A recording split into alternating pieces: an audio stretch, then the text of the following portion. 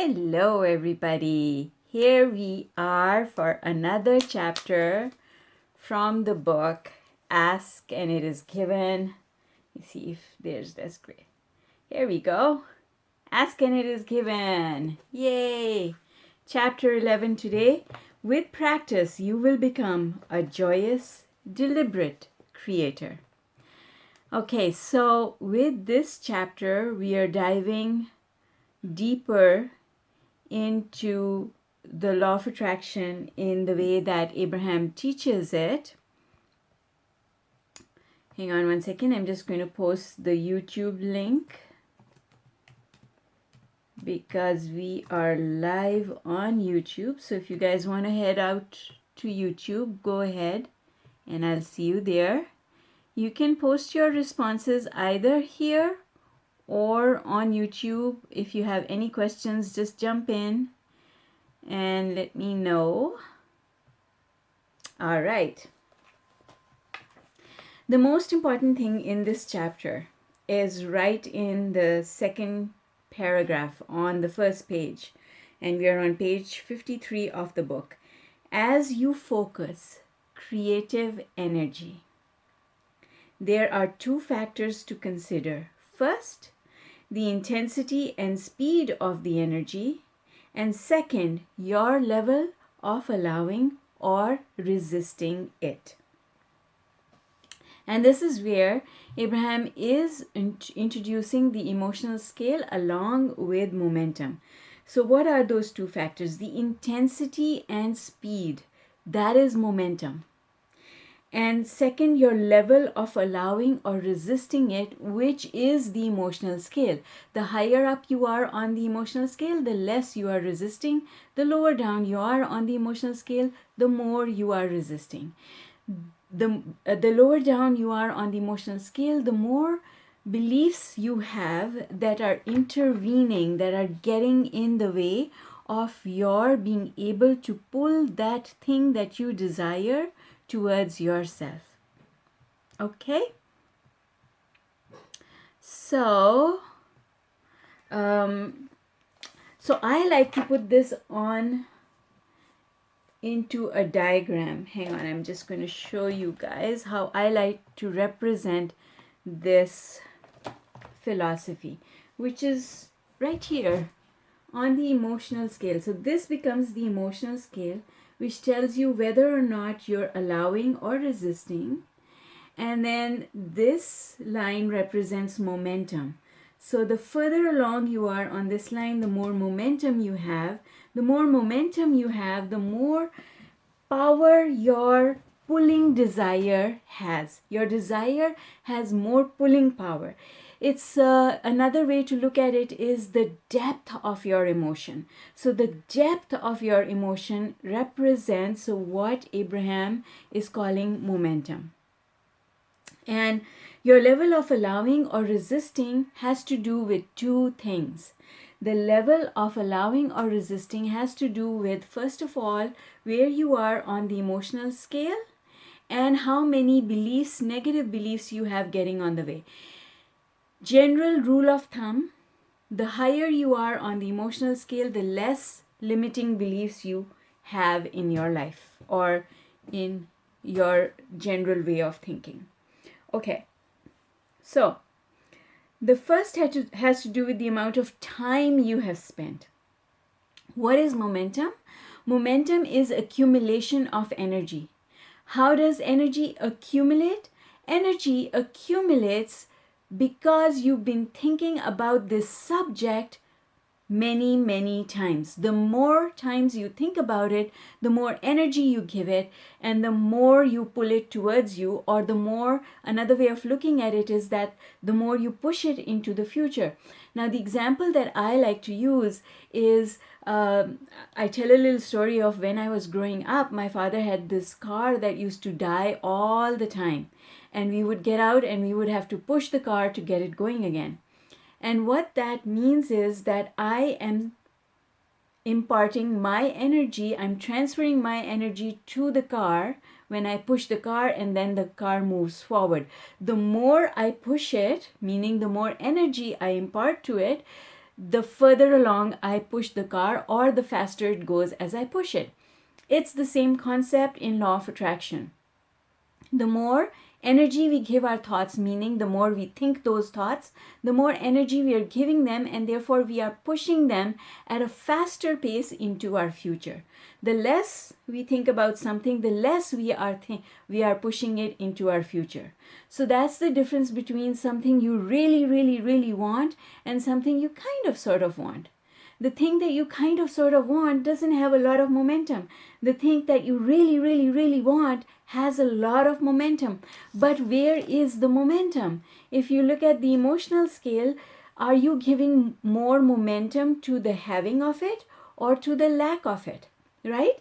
If you look at this diagram, and the higher up you are on the emotional scale, and you give it energy from here, now you are in the space of having. This is the top half of the emotional scale and the bottom half of the emotional scale. The further up you are on the emotional scale, then the more positive energy you're giving it, and the lower down you are on the emotional scale, the more negative energy you're giving that thing that you want.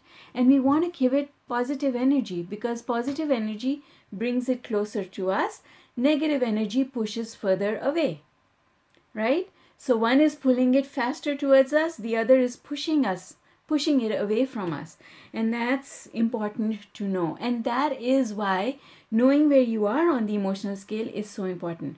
When you know where you are on the emotional scale, that's when you can decide whether or not you need to change something. Because if you're not feeling good, then what does that tell you? Well, it tells me, if I'm not feeling good, it tells me that I'm not looking at things from the top of the emotional scale. And that means I have to do something to change my thoughts, the way I'm thinking, so that I can go up the emotional scale where better things are waiting to happen. Okay, so, and then Abraham, the next thing Abraham is pointing to is how specific are you? See, you can become specific from any place on the emotional scale. You can become specific. Specific means how detailed are you being about your request or your desire. If you're extremely detailed about it, this is the person I want to see as my partner in life. I want him or her to be this tall, this color hair, this color eyes. I want them to live in this type of house. I want them to drive this type of car. Those are really, really specific things, right? The more specific you get, obviously you're spending more time thinking about this thing because you're becoming more and more specific. When you're general about something, which is like saying, I would like a relationship and I want it to be fantastic. I want to enjoy having that person in my life. That's general. You're not specific enough, and so you haven't really added a lot of detail to it. When you add detail, you are by defecto adding more energy to the thought. So if you can't tell the difference between where you are on the emotional scale, it's always, always, always better to stay general and to stay away from becoming specific, because you don't want to become specific if you happen to be on the lower side of the emotional scale. Okay, so Abraham says, once a desire has achieved that sort of power or speed, it is quite easy for you to feel how you are doing with the second factor, the allowing or resisting part of the equation. So once you spend a lot of time thinking about something, you've got the momentum going, you're going to be able to feel how you feel a lot more because of the pulling that you're going to feel. And it's when momentum is in its early stages, sometimes it's hard to pick up on it. Because unless you make that momentum stronger. So let's say you met someone and you really didn't like them. Well, if you only meet them the one time, no problem. In and out, gone, right? Out of sight, out of mind. But if you come across them again, now you spent more time thinking about who they are and what you don't like about them, well then now you're going to feel that dislike that you've given birth to even more. And it works the same way if you like someone. If you meet someone the first time and you like them a little bit, nothing really happens. There's no momentum. Then the second time you meet them and you're like, oh, I really, really like this person. I would like to spend more time with this person. Now you can feel that momentum, right? And you can feel, you can tell, so you can feel it inside, whether it makes you feel good or not, but you can also tell by the kind of words you're using where you are on the emotional scale. Because if you are feeling good, you're going to say things like, oh, it feels so good to think about this person. I am so looking forward to seeing them again. And if you want that person, but you're on the lower part of the emotional scale, then you're going to say to yourself things like, oh, I wonder if I'll ever see them again. What if I never meet this person again? Oh my God, if I never meet them, I will always keep wondering what it would be like to get to know them better. See, now you're on the negative side of the emotional scale because you're looking at the absence of this relationship, right? So our words, which represent our thoughts, which represent our feelings, are huge indicators of where we are going in the way we are thinking about things. And that is important because it makes the difference between whether or not you're going to manifest this relationship or not. Okay? Makes sense? All right, let's move along. So then Abraham is saying a strong negative emotion is going, if you have a strong negative emotion, then you're going to feel bad. And if you have a strong positive emotion, you're going to have anticipation and eagerness. Okay? So law of attraction is not about controlling our thoughts, it is about guiding our thoughts. Controlling our thoughts would be like putting yourself in a prison, that now you are imprisoned and you're also the warden, right? That's uncomfortable. That's not something that we can do on a continuing basis. You can maybe do it for a short term, but you can't do that day in, day out. That would feel so uncomfortable. In fact, it would give birth to more discomfort because now you'll be in this prison, watching yourself all the time. When somebody else watches you like that, what do you call them? Stalker, right? You don't like it. You go report them to the police or whatever. So, and you should not do that to yourself either. It's about guiding your thoughts, not about controlling them. How do you guide your thoughts? Well, you just, when you feel bad, you stop and you say, okay, going to think of something better, something that feels just a little bit better. You don't punish yourself for it. You don't say, oh, delete, delete, because you can't delete. There's no delete button in the universe. Once a thought is created, it exists forever, as we've seen in past chapters. So there's no delete function. Forget about that. What you have to do is, the only thing you can do is replace one thought with another thought. And if you're going negative, it's as simple as telling yourself, oh, the stove is hot, I shouldn't put my hand on it. Right? It's as simple as that. I'm thinking a negative thought, not going there. I know that that's not good for me. I'm going to think something else. What can I think about? Oh, yes. Let's look at that tree. What a beautiful tree. Look at the fall colors. So lovely, right? It's simple. And that's guiding your thought, guiding it, controlling the rudder of the boat, right? Rather than trying to pull the boat in a certain direction. That's controlling, okay? But guiding it gently, that's fun. Pulling it, that's effort, that's hard, and it doesn't feel good. Controlling the rudder, that's easy and doesn't take as much effort, okay? All right. So, for the most part, the way we function in our society these days, other societies in past times might have been different, but these days the way we function in our society is we observe something and then we have an emotional reaction or a thinking reaction to it. So I see this piece of cake, how does it make me feel, right? We respond to things after the fact, after it already happens, rather than creating the vibrational foundation. Remember, in past chapters, we talked about how we create the vibrational foundation and then we fill it in with the specifics, right? So the vibrational foundation, if you create the vibrational foundation for things that you're going to do, which is what pre-paving is all about, now chances are that things will work out in your favor. Chances are that whatever it is you're intending to do will take far less effort from you. Okay, so but we've been trained to do it the other way around. We don't lay the vibrational foundation, we just get there. I'm going to the mall, I get there, and then I start looking for parking. Instead, I could, before I leave the house, I could say, I'm going to the mall, I want to have a really good time, I want to find really good deals, I want to come away with things that I want, that are really adding to my feeling of well-being. And when I get there, I want to find the best parking. That's laying the foundation before getting there, before it has already happened. So now I'm actually eager about my visit to the mall, right?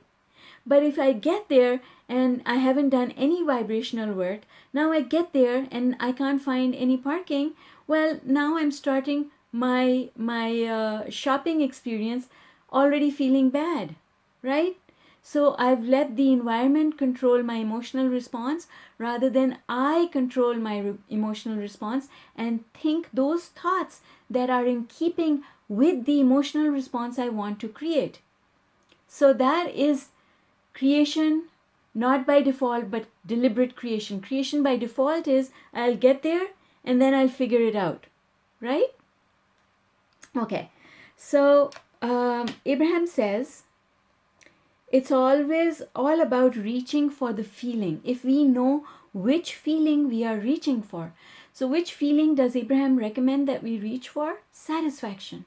Reach for satisfaction in all circumstances. And if you reach for satisfaction, then chances are you're going to find it. It's almost like, I think it was chapter 1 where I gave this example, but the example of shooting for the moon, right? But if you didn't, or shooting anything for that matter, if you didn't take aim, if you didn't see your target and take aim, if you just started shooting haphazardly, then the likelihood that you're going to shoot something that gets the bullseye is far less than if you actually take aim carefully and shoot, right? 2 or 3 of those shots will get you your objective, whereas otherwise you'll have bullets flying all over the place. What is it called? It's called throwing spaghetti at the wall, and sometimes it sticks and sometimes it doesn't, right? Or some of it sticks. Well, in law of attraction, in the vibrational work that we don't do things that way anymore. We don't want to be throwing spaghetti because we have to do the cleanup as well, right? And who wants to do that, right? You don't want to clean up after a miserable relationship. You don't want to clean up after a bad job experience. You don't want to clean up your emotions, your self-worth. You don't want to clean all of that up. You want to never have to do that. You want to pre-pave and establish the momentum in the right way, establish the feelings in the right way so that things go the way you want them to go. Okay? And that is what we do when we start understanding how this stuff works. We just become more conscious about paying attention to what we're doing as we think about things that are happening around us and in our lives during the day. And that little bit of more attention goes a long way. Okay. So remember, whenever you give your attention to a thought, that thought immediately becomes activated within you. Okay, so I'm not reading from the book because this part is important. Law of attraction immediately responds, which means that other thoughts, now this, folks, this I'm going to point out to you is new material in the sense that it has not got explained properly. So I'm going to spend some time here. Listen carefully. Abraham says, law of attraction immediately responds, which means that other thoughts in vibrational harmony with the thought that you have just activated now join your activated thought. let me explain, because this really deserves some explanation. So I'm gonna pull out my handy dandy chart and show you exactly what this means. And I know you'll get it right away. So here goes. So let's say that you are thinking about, let's go with the relationship stuff, okay? So you're thinking of the relationship, but you're thinking, oh my God, I don't have a relationship. How is it ever going to come? So now you've set this vibration from this place of not having, from a place of lack. Well, what happens then is that your vibration on not having enjoyed your coffee that morning joins this one. I did not have good coffee this morning. Joins it, right? And then you start thinking about someone who was supposed to call you and they didn't call you, and so now you're thinking about that, and it's all the same kind of vibration. And so now these thoughts on these three subjects have banded together. And this is how, you know, that proverb that goes something like, one bad apple spoils the whole bushel. Well, what happens is all these negative thoughts that you think during the day, another negative thought comes to you and it says, oh, bad traffic, there's bad traffic on the road. Here you go, another one, right? Then you think about, oh, I have to take the garbage out and really don't feel like doing that. Another thought along the same vibrational path. But you could do the reverse. So now what's happening is the magnetic power of this is really, really high. And this is negative momentum. So it's going to pull more and more subjects into its realm, because it's going to affect your mood. It's going to affect how you respond to everything in your life. We have a choice to make. I call it the 6 thinking choices, right? There's another video on 6 thinking choices, so you can go and take a look at it. But basically, if we start coming from a place of love, if we say, oh, I really like that food I ate, now that vibration is over here. And then something else catches your attention, and maybe it's a tree, and that tree was lovely. And I really enjoyed talking to that friend. So now what you're doing is you're adding more thoughts over here. Whichever end, so here, think of this as a fulcrum, right? If this is a fulcrum and your seesaw can go either way, which way are you putting more weight? If you put more weight here, then the seesaw will tilt that way and you'll get more positive stuff coming towards you. So that's what Abraham says when they say vibrational, okay, let me read it, which means that other thoughts in vibrational harmony with the thought that you have just activated now join your activated thought, making it a more pronounced, more powerful, and more attractive thought.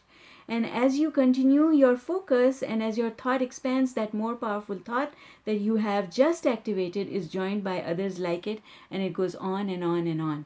So thoughts clump together, and when they clump together, now what happens? All your subjects in your life become affected by it. So even though the thought was about something, now everything is going to be affected by it, because it has so much pulling power, because it's like that seesaw. Which way is the seesaw going to go? Well, the way it's going to go, the way that you put more weight on, right? So are you giving more weight on negative thoughts or positive thoughts? Simple as that. And that then starts reflecting in your life. Okay. When your practice thought becomes a dominant thought, whatever it is, that practice thought can be negative or it can be positive. Your negative or positive thought, when you practice it enough, now that becomes your dominant thought, and then that becomes the way your life unfolds.